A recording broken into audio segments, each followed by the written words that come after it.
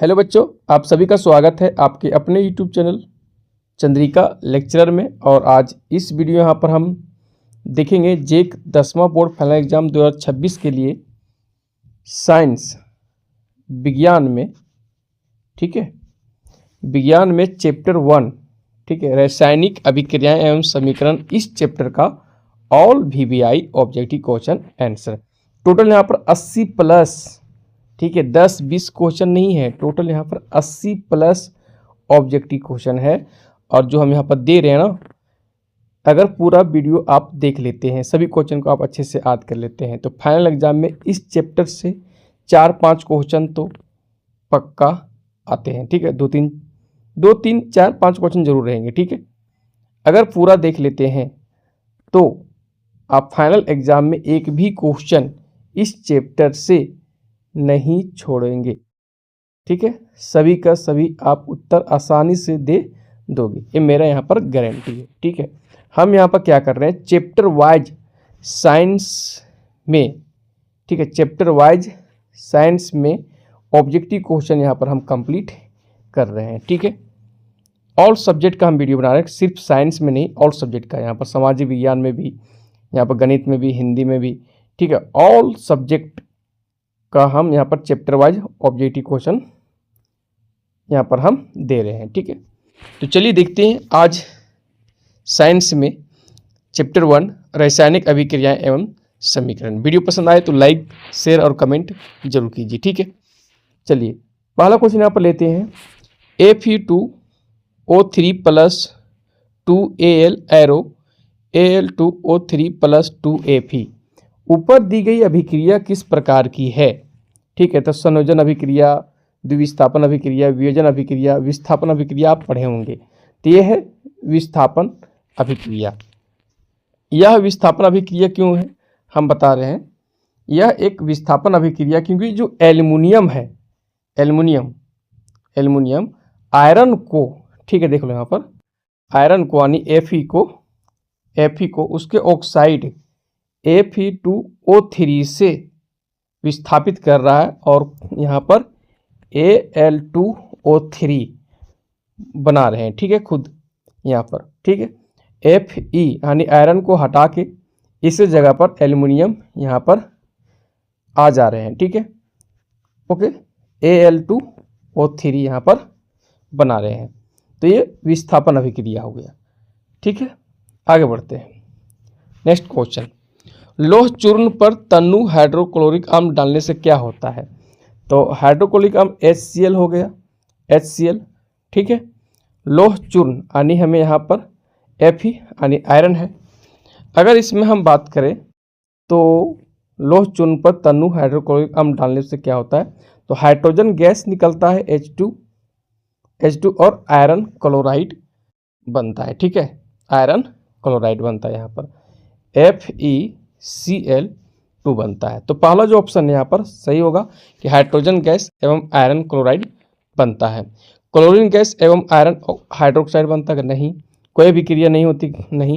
Iron लवण एवं जल बनता है, ये भी नहीं होगा यहाँ पर, ठीक है। तो हाइड्रोजन गैस एवं आयरन क्लोराइड बनता है, ऑप्शन दूसरा यहाँ पर सही होंगे, ठीक है। नेक्स्ट क्वेश्चन, तीसरा क्वेश्चन, नीचे दी गई अभिक्रिया के संबंध में कौन सा कथन असत्य है, ये बताइए। तो आप देखिए यहाँ पर ये जो क्वेश्चन है डायरेक्ट अभ्यास से उठाया है, अपचयन और उपचयन के बारे में आप जरूर पढ़े होंगे, ठीक है। अपचयन, उपचयन और इससे संबंधित क्वेश्चन फाइनल एग्जाम में जरूर रहते हैं, ठीक है, अपचयन उपचयन से। तो यहाँ पर देख सकते हैं PbO, ठीक है, PbO जो लेड ऑक्साइड है और प्लस यहाँ पर कार्बन है अभिकारक तरफ, ठीक है, और उत्पाद तरफ है Pb+CO2 है, ठीक है। तो उपचयन और अपचयन का बात होगा तो हम अभिकारक तरफ ही होता है, ठीक है। बस उत्पाद तरफ हम देख के पता करते हैं कि अभिकारक तरफ किसका अपचयन हो रहा है और किसका उपचयन हो रहा है, ठीक है, वो हम पता करते हैं सिर्फ उत्पाद को देखते हुए, ठीक है। लेकिन आंसर हमें देना है तो अभिकारक तरफ ही होगा आंसर, ठीक है, अभिकारक तरफ ही लेंगे यहाँ पर हम अभिकारक, अभिकारक अरे वह उत्पाद हुआ। ठीक है, तो यहाँ पर बात हम करें तो यहाँ पूछ रहे हैं कि कौन कथन असत्य है, असत्य है। तो पहला ऑप्शन में यहाँ पर है, पहला ऑप्शन में देख सकते हैं कि ए में पहला एवं दूसरा असत्य है ये। ठीक है, पहला और दूसरा, पहला दूसरा क्या है, असत्य है ये, असत्य यहाँ पर। और बाकी तीसरा और चौथा देख सकते हो कि कार्बन अपचयित हो रहा है, बिल्कुल, क्योंकि कार्बन में यहाँ पर ऑक्सीजन आके मिल जा रहा है तो CO2 बन रहा है। तो जिसमें ऑक्सीजन का योग होता है वो उपचयन अभिक्रिया कहलाता है। तो कार्बन तो उपचयित हो रहा है, अब लेड ऑक्साइड अपचयित हो रहा है, हम देख रहे हैं यहाँ पर लेड ऑक्साइड क्या रहा है, क्या हो रहा है, अपचयित हो रहा है। क्यों? क्योंकि यहाँ से ऑक्सीजन हट जा रहा है। तो बात सही है कि ये अपचयित हो रहा है, एक कथन यहाँ पर सत्य है और तीसरा कथन भी यहाँ पर सत्य है। सीसा अपचयित हो रहा है, नहीं, सीसा अपचयित नहीं हो रहा है, यहाँ पर सीसा खाली नहीं, यहाँ पर लेड ऑक्साइड है, तो ये असत्य है। और दूसरा कार्बन डाइऑक्साइड अपचयित हो रहा है, ये भी यहाँ पर असत्य है।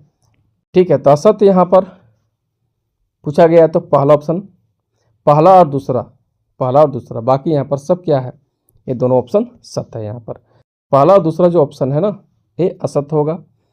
ठीक है, और तीसरा और चौथा यहाँ पर सत्य होगा। आगे बढ़ते हैं, नेक्स्ट क्वेश्चन चौथा, रासायनिक अभिक्रिया में भाग लेने वाले पदार्थ को क्या कहते हैं? तो रासायनिक अभिक्रिया में भाग लेने वाले पदार्थ को अभिकारक कहते हैं।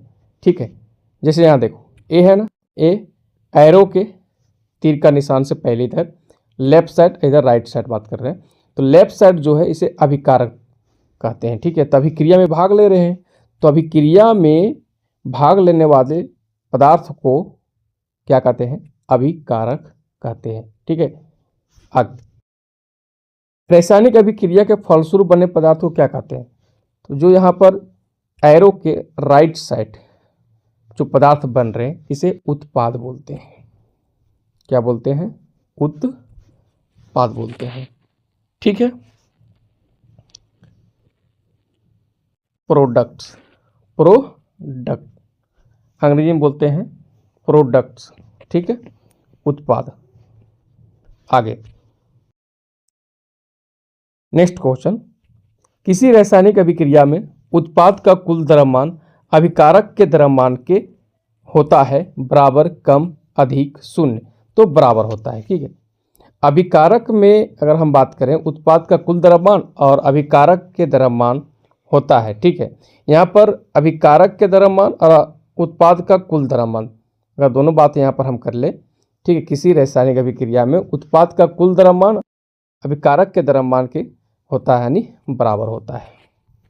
आगे CH4 प्लस O2, एरो के बाद CO2 प्लस H2O प्लस यहाँ पर ऊर्जा। ठीक है, ऊर्जा भी निकल रहे हैं यहाँ पर। तो ये पूछ रहे हैं यह किस प्रकार की अभिक्रिया है? यह ऊष्माक्षेपी अभिक्रिया है। ऊष्माक्षेपी अभिक्रिया क्यों है? क्योंकि हम यहाँ पर देख सकते हैं कि ऊर्जा, ठीक है, यहाँ पर ऊर्जा उत्पन्न हो रहे हैं और जिस अभिक्रिया में ऊर्जा उत्पन्न होते हैं उसे ऊष्माक्षेपी अभिक्रिया कहते हैं। ठीक है, तो ऊर्जा यहाँ पर उत्पन्न हो रहे हैं। ठीक है, ऊष्माक्षेपी अभिक्रिया ये होगा यहाँ पर। ठीक है, पहला ऑप्शन यहाँ पर। आगे नेक्स्ट, निम्नांकित में से किस अभिक्रिया में दो अलग अलग परमाणु या परमाणुओं के समूह का आपस में आदान प्रदान होता है? तो परमाणुओं का आपस में आदान प्रदान द्विविस्थापन अभिक्रिया में होता है, याद रखना। ठीक है, द्विविस्थापन अभिक्रिया वह अभिक्रिया है जिसमें अभिकारकों के बीच दो भिन्न परमाणुओं या परमाणुओं के समूह का आदान प्रदान होता है। ठीक है, अणुओं का यहाँ पर आदान प्रदान होता है। ठीक है, द्विविस्थापन अभिक्रिया कहते हैं।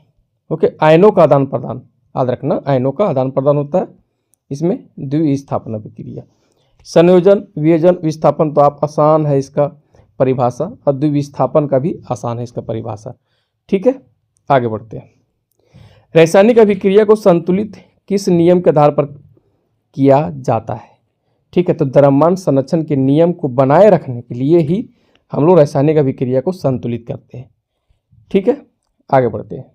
द्रव्यमान संरक्षण के नियम याद रखना। यहाँ पर रासायनिक अभिक्रिया में होता है, रासायनिक अभिक्रिया जब होता है तो क्या होता है, अवस्था में परिवर्तन होता है, रंग में परिवर्तन होता है, गैस का उत्सर्जन होता है, इनमें से सभी होगा। ठीक है, next question, BaCl2 plus Na2SO4 arrow BaSO4 plus 2NaCl किस प्रकार की अभिक्रिया है? ये द्विविस्थापन अभिक्रिया है। हम यहाँ पर देख सकते हैं कि आयन का आदान प्रदान हो रहा है, आयनों का आदान प्रदान यहाँ पर हो रहा है। जैसे देख लो BaCl2 है, ठीक है, तो यहाँ पर देख सकते हो उत्पाद तरफ BaSO4 बन गया, BaSO4 और NaCl, ठीक है। तो ये तो द्विस्थापन अभिक्रिया है, बहुत आसान है यहाँ पर। ठीक है, आयन अपने संगत आयनों का आदान प्रदान करते हैं यहाँ पर। ठीक है, क्योंकि बेरियम और सोडियम, यहाँ पर सोडियम, ठीक है, आयन अपने संगत आयनों का आदान प्रदान कर रहे हैं यहाँ पर, तो द्विस्थापन अभिक्रिया है ये। नेक्स्ट अभिक्रिया CaO कैल्शियम ऑक्साइड, ठीक है, कैल्शियम ऑक्साइड, ओके, और जल है यहाँ पर। एरो के बाद Ca(OH) का होल 2 है, ठीक है। कैल्शियम हाइड्रोक्साइड किस प्रकार की अभिक्रिया है? तो ये संयोजन अभिक्रिया। संयोजन अभिक्रिया में क्या होता है? ठीक है, दो या दो से अधिक अभिकारक मिलकर एक एकल उत्पाद का निर्माण करते हैं। देख लो, एकल है ना, कैल्शियम हाइड्रोक्साइड का निर्माण यहाँ पर कर रहे हैं, ठीक है। और यहाँ पर CaO कैल्शियम ऑक्साइड को जल में मिला रहे हैं, तो यहाँ दो या दो से अधिक अभिकारक है, यहाँ पर 2 अभिकारक है, हम देख सकते हैं। तो ये तो संयोजन अभिक्रिया हो गया, ठीक है। और इसका उल्टा होता है वियोजन अभिक्रिया, ठीक है। आगे बढ़ते हैं। वह पदार्थ जो वसा और तेल वाले भोजन में मिलाया जाता है उसे क्या कहते हैं? देखो, वसा और तेल वाले भोजन में मिलाया जाता है उसे कहते हैं प्रतिऑक्सीकारक, ठीक है।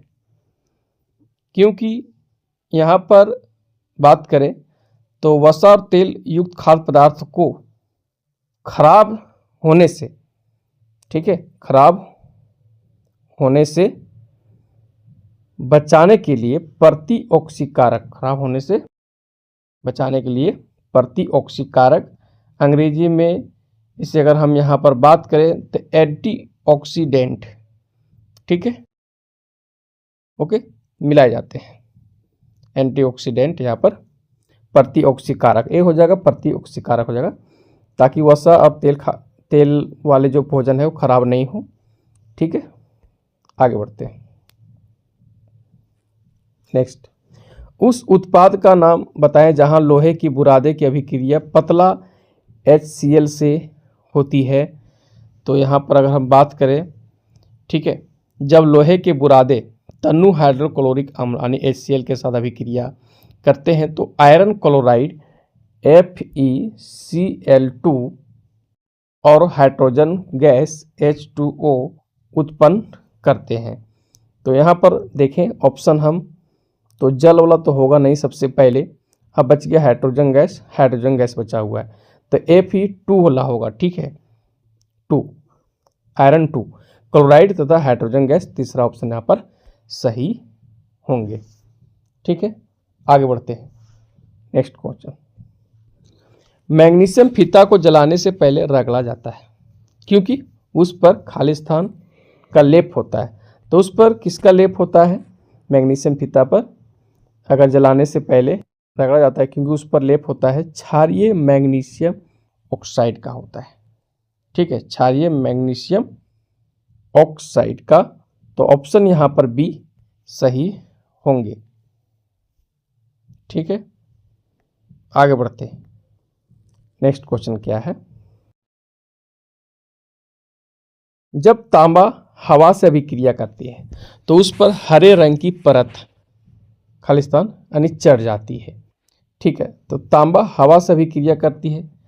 तो अगर हम यहाँ पर बात करें, जब तांबा नम हवा, नमी, ऑक्सीजन और कार्बन डाइऑक्साइड अभिक्रिया करता है तो यह मूल कॉपर कार्बोनेट, ठीक है, कॉपर कार्बोनेट और कॉपर हाइड्रोक्साइड का मिश्रण बनाता है जो हरे रंग की परत के रूप में दिखाई देता है।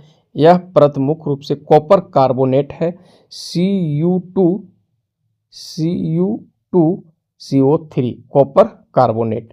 तो यहाँ पर कॉपर कार्बोनेट चढ़ जाती है, हरे रंग की परत कॉपर कार्बोनेट चढ़ जाती है, ठीक है। नेक्स्ट क्वेश्चन, जब चांदी हवा से अभिक्रिया करती है तो उस पर काले रंग की परत खालिस्तान चढ़ जाती है, तो ये हो जाएगा silver sulphide, Ag2S, silver sulphide.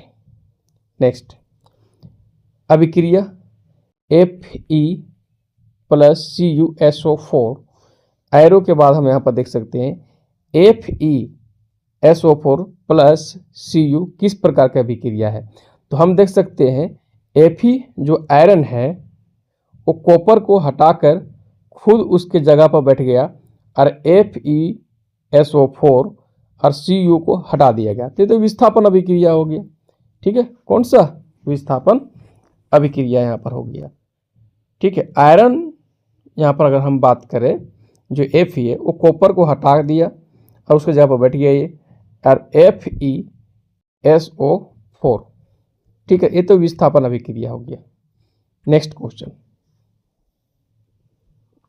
एक समीकरण दिया गया, हम देख सकते हैं CaCO3 है, ठीक है। इधर बात करें तो अभिकारक तरफ एकल है, अकेला है, और हम उत्पाद तरफ देखें तो दो उत्पाद यहाँ पर बना हुआ है, तो ये हो जाएगा वियोजन अभिक्रिया। वियोजन अभिक्रिया उसे कहते हैं, ठीक है, वैसी रासायनिक अभिक्रिया जिसमें एकल अभिकारक टूटकर दो या दो से अधिक उत्पाद का निर्माण करते हैं, ठीक है, वियोजन अभिक्रिया कहलाते हैं। तो पहला जो ऑप्शन है ना बच्चों यहाँ पर सही होगा वियोजन, ठीक है। आगे बढ़ते हैं नेक्स्ट क्वेश्चन। अब देखो यहाँ पर जल यानी H2+O2 एरो के बाद बन रहा है H2O, जल बन रहा है, तो यहाँ पर सीधा सा है ये, ठीक है। हम देख सकते हैं दो अभिकारक एक एकल उत्पाद का निर्माण कर रहे हैं, तो ये संयोजन अभिक्रिया हो गया, ठीक है। संयोजन अभिक्रिया में क्या होता है, दो या दो से अधिक अभिकारक मिलकर एक एकल उत्पाद का निर्माण करते हैं, संयोजन अभिक्रिया कहलाते हैं। नेक्स्ट, इसे देखो Zn+CuSO4, ठीक है, अभिकारक तरफ। उत्पाद तरफ देखो ZnSO4 हो गया, मतलब Cu को यहाँ से हटा दिया और Zn अपना जगह उस जगह पर बैठ गया ये और Cu को हटा दिया, तो विस्थापन अभिक्रिया हो गया। कौन सा विस्थापन अभिक्रिया, ठीक है। नेक्स्ट, दिए गए समीकरण में कौन सी रासायनिक अभिक्रिया हो रही है, ठीक है। देखो इस तरह का क्वेश्चन देगा, एक यहाँ पर रासायनिक समीकरण दे देगा और पूछेगा कौन सी रासायनिक अभिक्रिया हो रहा है यहाँ पर बताइए, ठीक है। संयोजन की, वियोजन, विस्थापन की, द्विविस्थापन, आप अच्छे से पढ़ लीजिए, ठीक है। 1 या 2 नंबर रखा हुआ है, इस टॉपिक से जरूर आएगा 1 या 2 नंबर का, ठीक है। इसलिए आप संयोजन, वियोजन, विस्थापन, द्विविस्थापन अच्छे से पढ़ लीजिए, ठीक है। NCERT बुक निकालिए, आप उससे अच्छे से देख लीजिए एक बार। तो यहाँ पर हम देख सकते हैं कि एकल अभिकारक जो है टूटकर 3 उत्पाद का निर्माण यहाँ पर कर रहे हैं, ठीक है। तो ये हो गया कौन सा वियोजन अभिक्रिया हो गया यहाँ पर, ठीक है। आगे बढ़ते हैं नेक्स्ट क्वेश्चन। शोषण कैसी रासायनिक अभिक्रिया, तो शोषण एक ऊष्माक्षेपी रासायनिक अभिक्रिया है, ठीक है, याद रखना ये इंपॉर्टेंट क्वेश्चन है। नेक्स्ट, साग सब्जियों का विघटित होकर कंपोस्ट बनना किस प्रकार की अभिक्रिया है ये, तो ये जो है यहाँ पर ये ऊष्माक्षेपी अभिक्रिया, ठीक है। साग सब्जियों का विघटित होकर कंपोस्ट बनना, ठीक है, वर्मी कंपोस्ट बनना किस प्रकार की अभिक्रिया है, तो ऊष्माक्षेपी अभिक्रिया है। साग सब्जियों का विघटन एक ऊष्माक्षेपी प्रक्रिया है क्योंकि इस प्रक्रिया दौरान उस सूक्ष्म जीवों द्वारा कार्बनिक पदार्थों पदार्थों को तोड़ने पर ऊष्मा यानी ऊर्जा मुक्त होती है, यानी ऊर्जा निकलती है।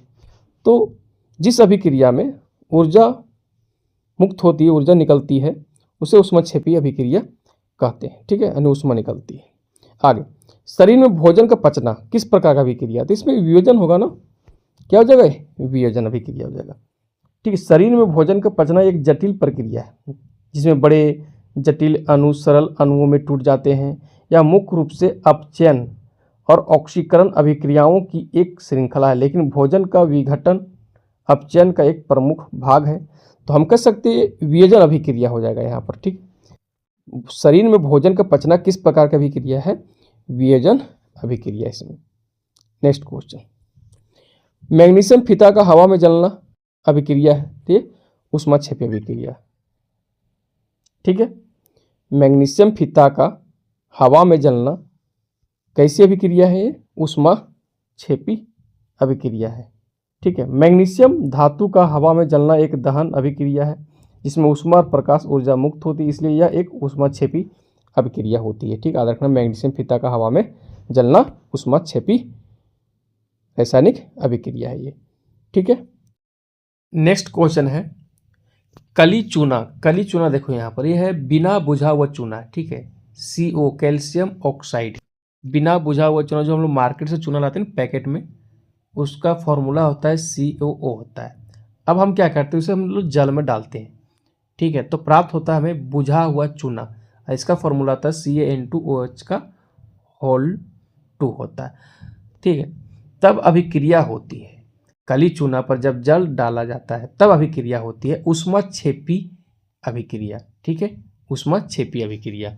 तो कैसे हम बात करते हैं यहाँ पर, जब कली चूना यानी कैल्शियम ऑक्साइड COO जल के साथ अभिक्रिया करता है तो बुझा हुआ चूना कैल्शियम हाइड्रोक्साइड CaN2OH का होल 2 बनता है और बड़ी मात्रा में ऊष्मा मुक्त होती है। यह एक ऊष्माक्षेपी अभिक्रिया है। ठीक है, बड़ी मात्रा में ऊष्मा निकलता है। अगर आप वहाँ पर हाथ डालोगे, ठीक है, तो आपका हाथ जल सकता है। ठीक है, देख सकते हो कितना मतलब बड़ी मात्रा में ऊष्मा निकलते हैं वहाँ से। ठीक है, नेक्स्ट क्वेश्चन, दिए गए प्रक्रम में कौन ऊष्माक्षेपी है? तो श्वसन एक ऊष्माक्षेपी रासायनिक अभिक्रिया है। नेक्स्ट क्वेश्चन, ऑक्सीकरण वह प्रक्रिया है जिसमें शामिल होता है। ठीक है, तो ऑक्सीकरण में क्या होता है कि हाइड्रोजन से संयोग, ये ऑक्सीकरण वह प्रक्रिया है जिसमें शामिल होता है ऑक्सीजन से संयोग। ठीक है, ऑक्सीजन से संयोग। ऑक्सीकरण वह रासायनिक अभिक्रिया जिसमें किसी पदार्थ में ऑक्सीजन का संयोग होता है। ठीक है, ऑक्सीजन का संयोग होता है, या हम कह सकते हैं हाइड्रोजन का हटना होता है या इलेक्ट्रॉन की हानि होती है। तो ऑक्सीजन से संयोग ऑक्सीकरण हो जाएगा यहाँ पर। ठीक है, ऑक्सीकरण वह अभिक्रिया है जिसमें शामिल होता है ऑक्सीजन से संयोग। ठीक है, ये याद रखना। ठीक है, और एक होता है ऑक्सीकरण, एक होता है अवकरण। तो अवकरण वह प्रक्रिया जिसमें शामिल होता है, इसमें क्या होता है अवकरण में हम बात करें तो हाइड्रोजन से संयोग। ठीक है, अवकरण में क्या होता है हाइड्रोजन से संयोग और ऑक्सीकरण में क्या होता है ऑक्सीजन से संयोग। ठीक है, ये याद रखना है यहाँ पर। ओके, आगे बढ़ते हैं यहाँ पर। नेक्स्ट क्वेश्चन, उपचयन में क्या होता है? तो उपचयन में ऑक्सीजन की वृद्धि होती है। उपचयन में ऑक्सीजन की वृद्धि होती है। ठीक है, तो पहला ऑप्शन यहाँ पर हम सही करेंगे। नेक्स्ट क्वेश्चन, अपचयन में क्या होता है? अपचयन में क्या होता है कि हाइड्रोजन की वृद्धि होती है इसमें अपचयन में। ठीक है, अपचयन में क्या होता है हाइड्रोजन की वृद्धि होती है और उपचयन में क्या होता है ऑक्सीजन की वृद्धि होती है। अपचयन और उपचयन आप अच्छे से पढ़ लीजिएगा एक बार। ठीक है, नेक्स्ट क्वेश्चन, उपचयन अपचयन अभिक्रिया का दूसरा नाम क्या है? इसे रेडॉक्स अभिक्रिया कहते हैं। ठीक है, रेडॉक्स अभिक्रिया कहते हैं। ठीक है, तो यहाँ पर जो ऑप्शन है A, C यहाँ पर सही होंगे। ठीक है, मतलब उपचयन यानी ऑक्सीकरण और अपचयन अवकरण अभिक्रियाएं एक साथ होती है, इसलिए इन्हें संयुक्त रूप से रेडॉक्स अभिक्रिया कहा जाता है। ठीक है, एक साथ दोनों होता है उपचयन और अपचयन, रेडॉक्स याद रखना। नेक्स्ट क्वेश्चन, उपचयन को रोकने वाले पदार्थ को क्या कहते हैं? तो प्रतिओक्सीकारक हो गया ये। उपचयन को रोकने वाले पदार्थ को क्या कहते हैं? प्रतिओक्सीकारक हो गया ये, ठीक है। प्रतिओक्सीकारक, एंटीऑक्सीडेंट, अंग्रेजी में एंटीऑक्सीडेंट, ठीक है। नेक्स्ट क्वेश्चन, पदार्थ एक्स के विलयन का उपयोग सफेदी करने में होता है, एक्स का नाम बताइए। तो सफेदी करने में किसका प्रयोग हम लोग करते हैं? ठीक है, तो कैल्शियम ऑक्साइड का करते हैं, बिना बुझा हुआ चूना का, ठीक है, कैल्शियम ऑक्साइड का। नेक्स्ट क्वेश्चन, सोडियम सल्फेट और बेरियम क्लोराइड को मिलाने पर किस रंग का अवक्षेप प्राप्त होता है? ठीक है, तो सोडियम सल्फेट यानी Na2SO4, ठीक है, और बेरियम क्लोराइड BaCl2 को मिलाने पर किस रंग का अवक्षेप प्राप्त होता है? याद कर लो, सफेद रंग का, ठीक है, सफेद रंग का अवक्षेप प्राप्त होता है, ठीक है। और यह एक आघूलनशील ठोस है, जो कि अगर हम बात यहाँ पर करें जो सफ़ेद रंग का, वो यहाँ प्राप्त होंगे बेरियम सल्फेट, ठीक है, बेरियम सल्फेट प्राप्त होता है जो सफ़ेद रंग का होता है, ठीक है, बेरियम सल्फेट, ठीक है। आगे बढ़ते हैं यहाँ पर। नेक्स्ट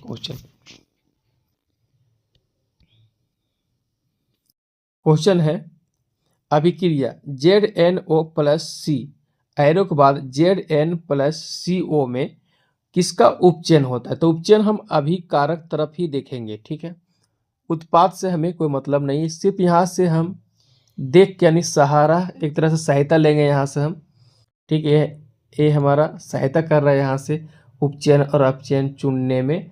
तो हम अभिकारक तरफ देखें तो ZnO है और C है, ठीक है, ZnO जिंक ऑक्साइड है और कार्बन है। अब इसमें उपचयन किस में हो रहा है? तो उपचयन क्या होता है अगर हम बात करें इसमें, तो ऑक्सीजन ग्रहण करता है, या बात हम करें यहाँ पर हाइड्रोजन और इलेक्ट्रॉन खो देता है यहाँ पर, ठीक है। तो ऑक्सीजन ग्रहण करना, तो ऑक्सीजन यहाँ पर ग्रहण कर रहे हैं क्या? अगर हम सी देखें तो सी जो है यहाँ पर आप देख सकते हैं अभिकारक तरफ अकेला है और उत्पाद तरफ सी होगी, इसे ऑक्सीजन मिल गया तो ऑक्सीजन ग्रहण कर लिया ये, ठीक है। तो ये क्या हो गया? उपचयन हो गया। तो कार्बन यहाँ पर उपचयन हो गया। और इसे देखो ZnO को देखो, जिंक ऑक्साइड को देखो, यहाँ से क्या हुआ कि ऑक्सीजन इससे निकल के बेचारा Zn अकेला हो गया और C के साथ O मिल गया, देखो तो धोखा हुआ ना यहाँ पर, ZnO अपचयन हो गया। क्या हो गया? अपचयन। और यहाँ पर पूछ रहे हैं उपचयन, तो कार्बन होगा, तो कार्बन ऑप्शन बी यहाँ पर सही होंगे। नेक्स्ट क्वेश्चन यहाँ पर है CuO+H2 एरो बाद देख सकते हैं कि Cu+H2O में किसका उपचयन होता है यहाँ पर, ठीक है, एक रासायनिक समीकरण दिया गया है। तो हम देख सकते हैं उपचयन मतलब जिसमें ऑक्सीजन यहाँ पर योग हो, ठीक है। तो हम देख सकते हैं H2 जो है वो इधर उत्पाद तरफ H2O यानी इसमें ऑक्सीजन आ गया, ठीक है, और जल बना लिए। तो यहाँ पर ऑक्सीजन ने ग्रहण कर लिया, ठीक है, हाइड्रोजन जो है से ऑक्सीजन ग्रहण करके जल बनाता है, जिसका अर्थ यह है कि हाइड्रोजन जो है हाइड्रोजन उपचयन हो जाता है। और कॉपर ऑक्साइड से हम देख सकते हैं यहाँ पर ऑक्सीजन खोकर कॉपर यानी Cu बनाता है, ठीक है, इसलिए यह क्या हो गया? अपचयन हो गया। तो यहाँ पर उपचयन पूछा है, ये अपचयन पूछा है, तो अपचयन क्या जाएगा? यहाँ पर हाइड्रोजन हो जाएगा। तो ऑप्शन देखो हाइड्रोजन कहाँ है? ऑप्शन बी यहाँ पर है। तो उपचयन अपचयन बहुत आसान है, ठीक है, बस एक बार अच्छे से आप इसे समझ लो, ठीक है। आगे नेक्स्ट क्वेश्चन, दिए गए समीकरण में किस पदार्थ का उपचयन तथा अपचयन हो रहा है यहाँ पर? तो उपचयन अपचयन देखना है, तो हम देखेंगे अभिकारक तरफ देखेंगे, ठीक है, ओके। उत्पाद से सिर्फ हम यहाँ पर मदद ले सकते हैं, सहायता, ठीक है। तो देख लो कैसे, यहाँ पर हम देख सकते हैं PbO जो लेड ऑक्साइड से यहाँ से ऑक्सीजन निकल गया और सिर्फ लेड बचा है यहाँ पर, और कार्बन यहाँ था अकेला, इसमें ऑक्सीजन आके CO2 बन गया, यानी कार्बन ऑक्सीजन ग्रहण कर लिया, तो ये उपचयन हो गया यहाँ पर। और लेड ऑक्साइड से ऑक्सीजन यहाँ पर क्या हुआ? हट गया यहाँ से, ठीक है, ऑक्सीजन खो दिया ये, तो यहाँ पर हम कह सकते हैं ये यहाँ पर क्या हो गया, अपचयन हो गया। तो कार्बन देखो, पहले कार्बन है, अब उपचयन है।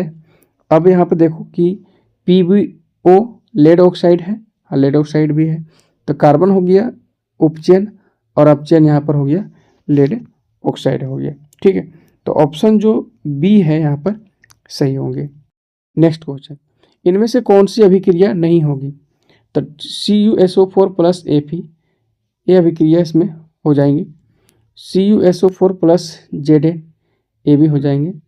तीसरा ऑप्शन है कि FeSO4 प्लस Zn, ये भी अभिक्रिया होगी। लेकिन डी ऑप्शन देखो, ZnSO4 प्लस Cu, ये अभिक्रिया नहीं होगी। जो ऑप्शन यहाँ पर दिया गया है चौथा ऑप्शन, ठीक है, चौथा ऑप्शन यहाँ पर अभिक्रिया नहीं होगी ZnSO4 प्लस Cu में। अब क्यों नहीं होगा हम यहाँ बात कर लेते हैं। ठीक है, तांबा यहाँ पर देख सकते हो, जैसे Cu कॉपर है, तांबा जस्ता की तुलना में यानी Zn की तुलना में कम क्रियाशील होता है। तो यहाँ से कॉपर इसको तो हटा नहीं पाएंगे यहाँ से, ठीक है, तो हटा नहीं पाएंगे, तो इसलिए कोई प्रतिक्रिया नहीं होती है, यानी कोई अभिक्रिया नहीं होती है। ठीक है, ओके, तो ये जो ऑप्शन डी है ना, ये यहाँ पर सही होंगे, अभिक्रिया यहाँ पर नहीं होगी। नेक्स्ट क्वेश्चन, दिए गए रासायनिक समीकरण में कौन सी अभिक्रिया हो रही है? कौन सी अभिक्रिया यहाँ पर बताना कि संयोजन की, विस्थापन की, वियोजन की, ऊष्माक्षेपी, कौन सी हो रही है?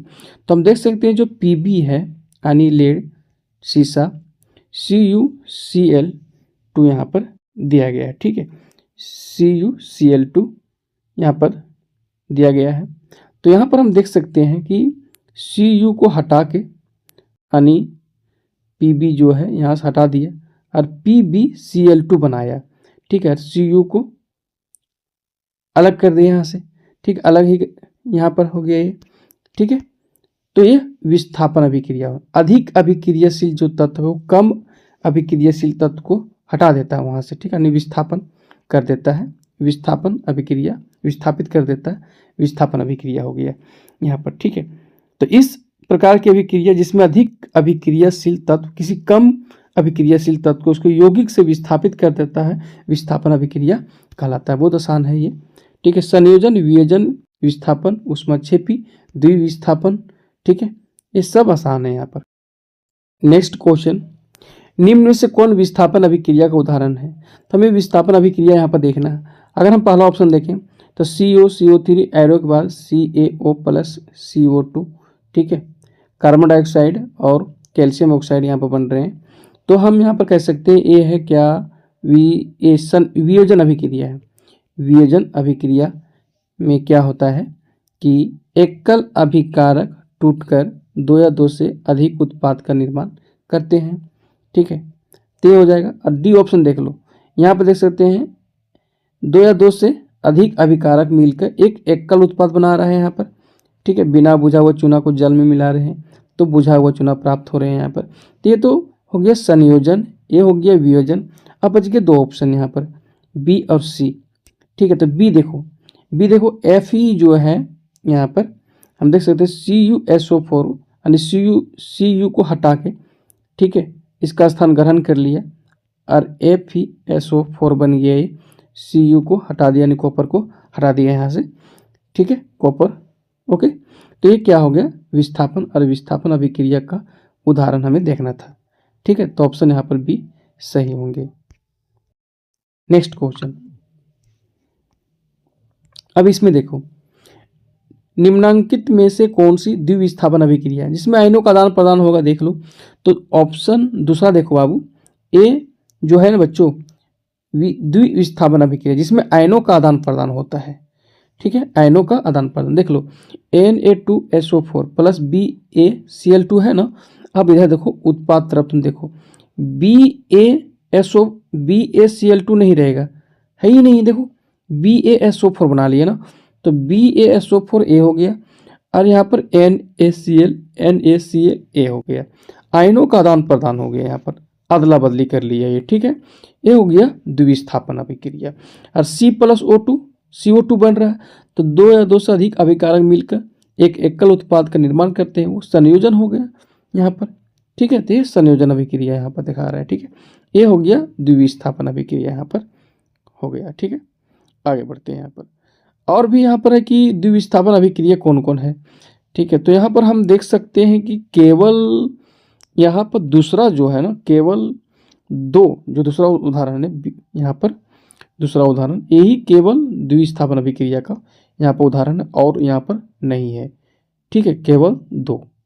सिल्वर क्लोराइड का रंग होता है, यानी कैसा रंग होता है इसका, सफ़ेद होता है कि काला होता है कि लाल होता है कि पीला होता है, तो सही आंसर जो आएगा सफ़ेद। सिल्वर क्लोराइड का जो रंग होता है ना, वो सफ़ेद रंग का होता है। ठीक है, सिल्वर क्लोराइड यानी AgCl जो है एक सफ़ेद रंग का यौगिक है। सूरज की रोशनी के संपर्क में आने पर यह चांदी धातु और क्लोरीन गैस में विघटित होने के कारण भूरे रंग का हो जाता है ये। ठीक है, चांदी धातु और क्लोरीन गैस में विघटित होने के कारण यह भूरे रंग का हो जाता है। ठीक है, तो सिल्वर क्लोराइड किस रंग का होता है, यह सफ़ेद रंग का होता है। ठीक है, नेक्स्ट क्वेश्चन, कॉपर सल्फेट किस रंग का होता है। कॉपर सल्फेट यहाँ पूछा है, तो कॉपर सल्फेट नीला रंग का होगा ये। ठीक है, कॉपर सल्फेट। नेक्स्ट क्वेश्चन यहाँ पर है कि मैग्नीशियम जो है, ठीक है, Mg, वो तनु H2SO4 से अभिक्रिया कर MgSO4 बनाता है तथा H2 अन्य हाइड्रोजन गैस मुक्त करता है। इस अभिक्रिया में मैग्नीशियम का होता है, मैग्नीशियम का क्या होता है, उपचयन होता है कि अपचयन होता है कि A और B दोनों, इनमें से कोई नहीं। ठीक है, देखो उपचयन अपचयन अगर हम बात करें, ठीक है, तो ऊपर हम जो क्वेश्चन देखे थे उसमें हम आपको बता दिए, तो हम HW दे रहे हैं। ठीक है, आप बताइए, बहुत आसान है ये, उपचयन हो रहा है कि अपचयन, आप बताइए। ठीक है, हम HW दे रहे हैं। ठीक है, कमेंट बॉक्स में लिखिए, देखते हैं आपका तैयारी कैसा है यहाँ पर विज्ञान में। नेक्स्ट क्वेश्चन, मैग्नीशियम रिबन, जो मैग्नीशियम फीता है कि वायु में दहन के फलस्वरूप क्या होता है, सवेत पदार्थ मैग्नीशियम ऑक्साइड बनता है। इस अभिक्रिया में मैग्नीशियम का क्या होता है, तो मैग्नीशियम का यहाँ पर उपचयन हो रहा है। अब कैसे हो रहा हम बताते हैं यहाँ पर कि मैग्नीशियम रिबन को वायु में जलाने पर मैग्नीशियम ऑक्साइड बनता है। ठीक है, MgO बनता है, मैग्नीशियम ऑक्साइड, जो एक सवेत पदार्थ है, एक सवेत पदार्थ है। इस अभिक्रिया में क्या होता है कि मैग्नीशियम ऑक्सीजन के साथ मिलकर MgO बनाता है। ठीक है, मैग्नीशियम में ऑक्सीजन का जुड़ना उपचयन कहलाता है। ठीक है, MgO बन रहा है तो इसमें ऑक्सीजन जुड़ रहा है, तो ऑक्सीजन का योग हो रहा है तो उपचयन हो रहा है, तो पहला ऑप्शन यहाँ पर सही होगा। नेक्स्ट क्वेश्चन, निम्नांकित में से कौन प्रकाशीय वियोजन का उदाहरण है।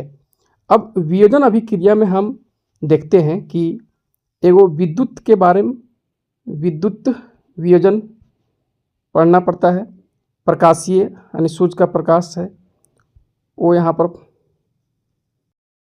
पढ़ना पड़ता है। ठीक है, विद्युत वाला हो गया, प्रकाशीय हो गया यहाँ पर।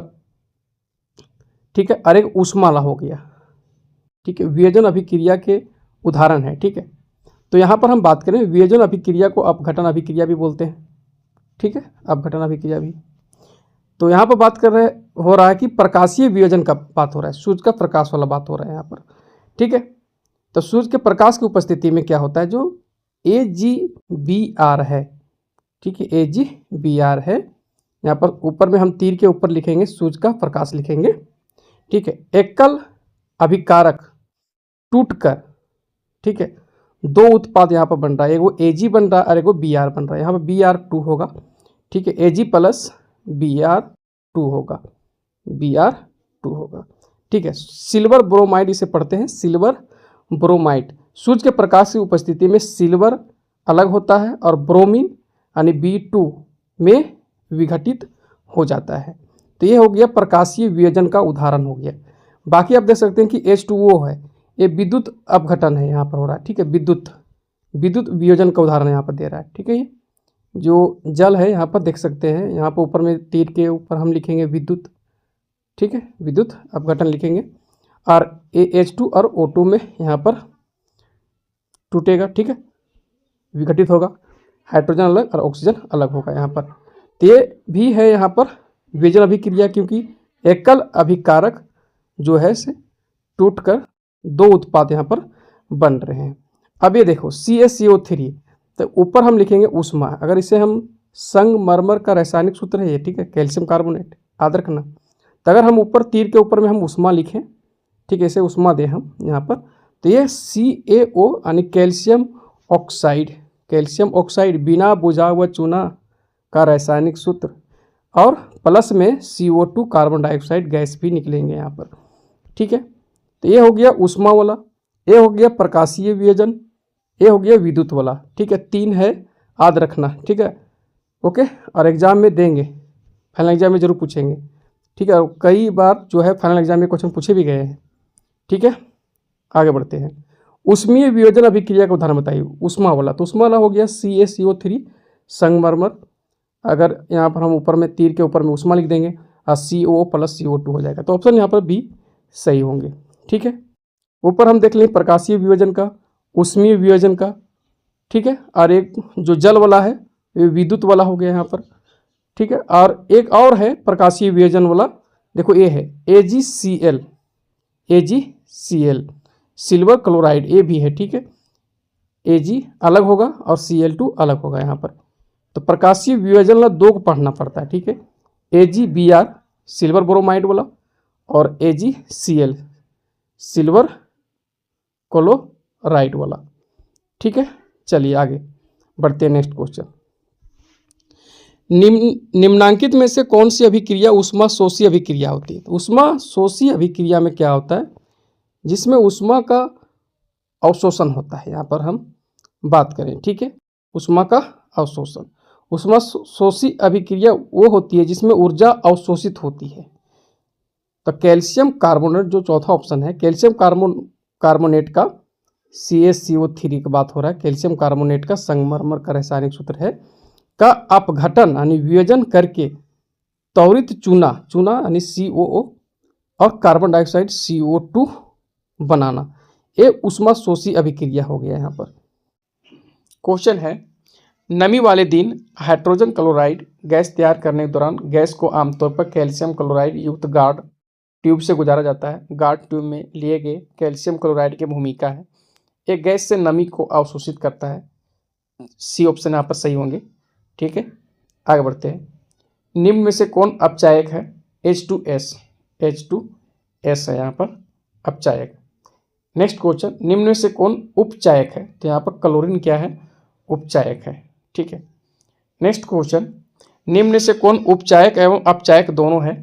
तो H2O2, ये दोनों हो जाएगा यहाँ पर, उपचायक और अपचायक। ठीक है, ये दोनों हो जाएगा यहाँ पर H2O2, जो पहला ऑप्शन है ना बच्चों यहाँ पर सही होंगे। ठीक है, नेक्स्ट क्वेश्चन है और इम्पोर्टेंट क्वेश्चन है, दीवारों पर सफ़ेदी कराने के लिए किसका उपयोग होता है? इम्पोर्टेंट क्वेश्चन है। तो दीवारों पर सफ़ेदी कराने के लिए कैल्शियम हाइड्रोक्साइड का उपयोग होता है। ठीक है, Ca(OH) का होल टू बुझा हुआ चूना का। ठीक है, Ca(OH) का होल टू, ठीक है, बुझा हुआ चूना कहते हैं। इसका उपयोग दीवारों की सफ़ेदी करने के लिए किया जाता है। तो ऑप्शन बी यहाँ पर सही होंगे। नेक्स्ट, चूने से सफ़ेदी करते समय चूना में पानी डालने पर ऊष्मा निकलती है, बात सही है। इसमें से कौन सी अभिक्रिया? तो ऊष्मा निकल रहा है तो ऊष्माक्षेपी अभिक्रिया हो जाएगा। ठीक है, ऊष्माक्षेपी संयोजन अभिक्रिया यहाँ पर होंगे। संयोजन अभिक्रिया क्यों होंगे? तो बात हो रहा है यहाँ पर कि चूना, तो हम चूना मार्केट से लाएँ बाजार से, तो CaO है, इसे जल में मिलाएं तो यहाँ पर 2 या 2 से अधिक अभिकारक है ना, मिल के क्या करता है, एक एकल उत्पाद Ca(H) का होल टू का निर्माण करते हैं। तो एकल उत्पाद निर्माण हो रहा है। ठीक है, यहाँ पर तो ये हो जाएगा ऊष्माक्षेपी संयोजन, और ऊष्मा भी यहाँ पर निकल रहे हैं। ठीक है, आगे बढ़ते हैं। निम्न में से कौन सा उत्पाद लेड नाइट्रेट को गर्म करने पर प्राप्त होता है? कौन सा उत्पाद लेड नाइट्रेट को गर्म करने पर प्राप्त होता है? तो सही आंसर जो होगा NO2 और O2 हो जाएगा। ठीक है, NO2 नाइट्रोजन ऑक्साइड और O2 यहाँ पर ऑक्सीजन गैस का बात हो रहा है। ठीक है, लेड नाइट्रेट को गर्म किया जाता है तो यह विघटित होकर लेड ऑक्साइड बनेगा। ठीक है, और नाइट्रोजन डाइऑक्साइड बनेगा, यानी NO2 और O2 बनेगा। ठीक है, लेड नाइट्रेट का अगर हम बात करें, ठीक है, यहाँ पर ओके, को गर्म करने पर तो NO2 और O2 प्राप्त होगा और साथ में PbO भी, लेड ऑक्साइड भी प्राप्त होगा। ठीक है, आगे बढ़ते हैं। चिप्स की थैली में कौन सी गैस भरी होती है? इंपॉर्टेंट प्रश्न है ये। तो चिप्स की थैली में नाइट्रोजन गैस भरते हैं। ठीक है, चिप्स को ऑक्सीकरण और खराब होने से बचाने के लिए चिप्स के पैकेट में क्या करता है? आमतौर पर नाइट्रोजन गैस का उपयोग किया जाता है। ठीक है, ओके, ताकि यह खराब नहीं हो चिप्स। ठीक, नेक्स्ट क्वेश्चन। चिप्स के पैकेट विकृत गंधिता से बचने के लिए कौन सी गैस डाली जाती है? Nitrogen gas. विकृत गंधिता कौन सी अभिक्रिया के कारण होती है? तो उपचयन के कारण होगा ना ये। ठीक है, उपचयन के कारण होगा ये। ठीक है, उपचयन के कारण। नेक्स्ट क्वेश्चन,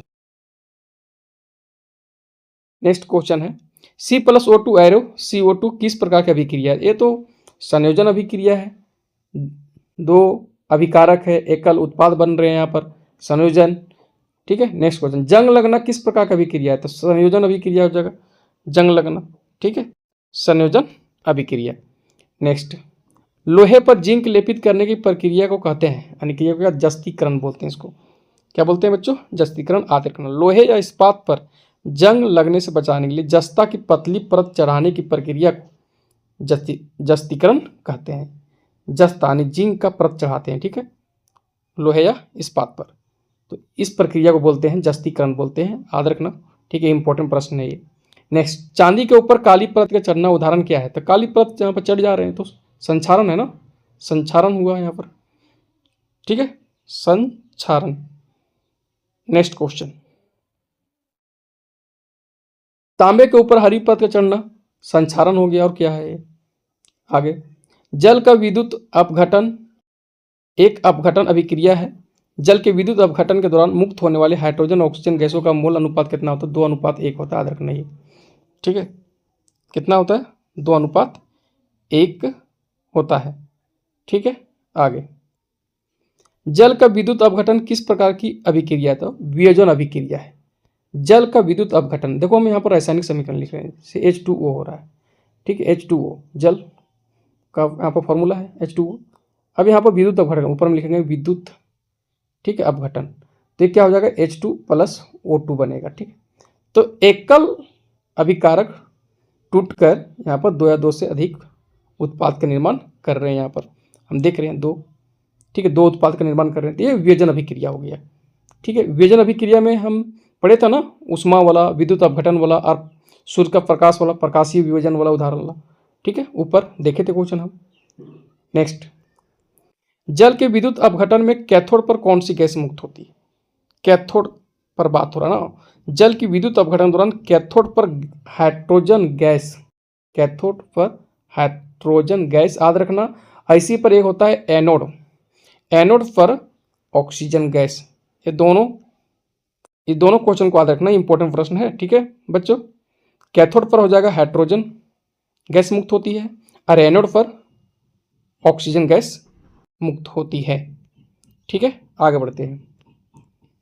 CH4, ठीक है, CH4, ये मीथेन का दहन यहाँ पर हो रहा है, बात हो रहा है, मीथेन का दहन हो रहा है। CH4+O2 एरो बाद CO2+H2O प्लस ऊर्जा भी निकल रहे हैं। किस प्रकार की अभिक्रिया है? इसमें हम देख सकते हैं यहाँ पर ऊर्जा उत्पन्न हो रहे थे, ये उष्माक्षेपी अभिक्रिया है। ठीक है, मीथेन के दहन को दर्शाती है। दहन अभिक्रियाएं उष्मा और प्रकाश के रूप में ऊर्जा छोड़ती है, जिससे वे उष्माक्षेपी अभिक्रिया बन जाती है, उष्माक्षेपी। नेक्स्ट, दिए गए समीकरण में किस पदार्थ का उपचयन तथा अपचयन हो रहा है? ठीक है, तो बात यहां पर होगा अभिकारक तरफ आपको देखना है यहां पर। ठीक है, उत्पाद तरफ अभी नहीं। ठीक है, अभिकारक तरफ देखो। यहां से हम देख रहे हैं कि CuO, ठीक है, देख लो यहां पर बात हो रहा है। तो इसमें हम देख रहे हैं कि यहां से ये ऑक्सीजन निकल के और जल के यानी H2O के साथ आ गया। ठीक है, तो H2 हो गया यहाँ पर अपचयन, जिसमें ऑक्सीजन का योग हो गया, अपचयन हो गया। और यहाँ से ऑक्सीजन निकल रहा है, तो समझो ये हो गया उपचयन हो गया। ये हाइड्रोजन क्या हो गया? हाइड्रोजन हो गया यहाँ पर, इसमें ऑक्सीजन का योग हो रहा है, तो उपचयन हो रहा है ये। ठीक है, और अपचयन हो जाएगा, यहाँ से ऑक्सीजन निकल रहा है। ठीक है, हाँ देख सकते हैं अकेला रह गया, ठीक है, यानी कॉपर अकेला रह गया यहाँ पर, ठीक है। तो यहाँ पर हो जाएगा H2 हो जाएगा उपचयन और CuO हो जाएगा अपचयन। तो देखो ऑप्शन में कहाँ पर है, पहले लिखा रहेगा, पहले लिखा रहेगा H2, इसके बाद लिखा रहेगा CuO लिखा रहेगा, ठीक है। तो ऑप्शन सी है यहाँ पर। और इस तरह का क्वेश्चन पक्का एग्जाम में देगा, ठीक है। आगे बढ़ते, अभिक्रिया दिया गया Na+O2 एरो बाद Na2O में किसका उपचयन होता है, उपचयन पूछ रहा है यहाँ पर। तो हम देख सकते हैं Na में ऑक्सीजन यहाँ पर आके योग हो रहा है, ठीक है, जुट रहा है यहाँ पर। तो Na का क्या हो रहा है यहाँ पर बच्चों, उपचयन हो रहा है। नेक्स्ट क्वेश्चन CH4, ठीक है, CH4 प्लस Cl2, ऊपर में सूरज का प्रकाश लिखा हुआ है यहाँ पर। CH3Cl प्लस HCl किस प्रकार की अभिक्रिया है। ये यहाँ पर हो जाएगा प्रतिस्थापन अभिक्रिया हो जाएगा, ठीक है। प्रतिस्थापन अभिक्रिया जिसमें सूरज के प्रकाश के प्रभाव से मीथेन में मौजूद हाइड्रोजन परमाणु को क्लोरीन परमाणु द्वारा प्रतिस्थापित किया जाता है, ठीक है, यहाँ पर। तो ये हो जाएगा प्रतिस्थापन हो जाएगा। नेक्स्ट Cu+O2 एरो बाद CuO, ठीक है। तो इसमें क्या हो रहा है यहाँ पर, तो हम देख सकते हैं ये ऑक्सीकरण हो रहा है, ऑक्सीकरण, ठीक है, ऑक्सीकरण हो रहा है यहाँ पर, ऑक्सीजन का योग हो रहा है यानी उपचयन हो रहा है यहाँ पर, ठीक है। Cu में यहाँ पर ऑक्सीजन का योग हो रहा है, इसमें जुट रहा है Cu यानी कॉपर में, तो ऑक्सीकरण हो जाएगा, ठीक है। विस्थापन नहीं, अपघटन नहीं, उदासीनीकरण यहाँ पर नहीं होगा। नेक्स्ट क्वेश्चन संगमरमर का रासायनिक सूत्र है, बहुत आसान है और इम्पोर्टेंट प्रश्न भी है ये, ठीक है। CaCO3 होगा, कैल्शियम कार्बोनेट होगा। और जो पहला ऑप्शन है CaO, ठीक है, कैल्शियम ऑक्साइड है ये, बिना बुझा हुआ चूना का रासायनिक सूत्र है। और जो नीचे सी ऑप्शन में ये Ca×H का होल 2 है, कैल्शियम हाइड्रोक्साइड बुझा हुआ चूना का है ये रासायनिक फॉर्मूला। यहाँ आगे बढ़ते हैं, किस रासायनिक यौगिक के बनने के कारण दीवारों में चमक आती, बताइए। तो CaCO3, ठीक है, दीवारों में चमक आती है। किस रासायनिक यौगिक के बनने के कारण दीवारों में चमक आती है, CaCO3 संगमरमर का रासायनिक सूत्र है ना ये, ठीक है। इसी के कारण दीवारों में चमक आती है, ठीक है। जब हम सफ़ेदी कराते हैं इसके बाद जो चमक आता है दीवारों में, ये इसी के कारण CaCO3 के कारण, ठीक है। नेक्स्ट प्रश्न, श्याम श्वेत फोटोग्राफी में किस पदार्थ का उपयोग होता है। तो इसका प्रयोग होता है सिल्वर क्लोराइड का होता है, ठीक है, सिल्वर क्लोराइड का प्रयोग होता है श्याम श्वेत फोटोग्राफी में, ठीक है, याद रखना है। ओके, जो सी ऑप्शन है ना बच्चों यहाँ पर सही होगा। ये इंपॉर्टेंट भी प्रश्न यहाँ पर है, याद कर लो इसे, ठीक है।